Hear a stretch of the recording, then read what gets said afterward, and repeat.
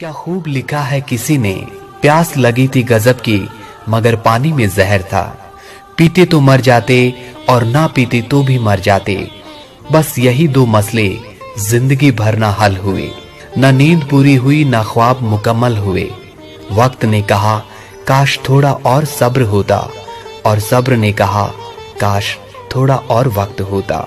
सुबह सुबह उठना पड़ता है कमाने के लिए साहब, आराम कमाने के लिए निकलता हूँ आराम छोड़कर।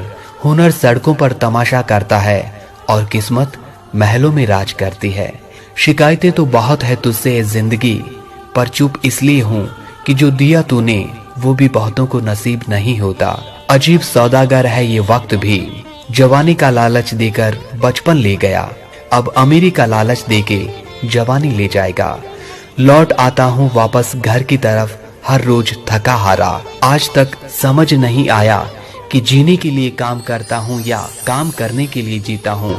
थक गया हूँ तेरी नौकरी से ए जिंदगी, मुनासिब होगा कि मेरा हिसाब कर दे। भरी जेब ने दुनिया की पहचान कराई और खाली जेब ने अपनों की। जब लगे पैसा कमाने तो समझ आया कि शौक तो माँ बाप के पैसों से पूरे होते थे, अपने पैसों से तो सिर्फ जरूरतें पूरी होती है।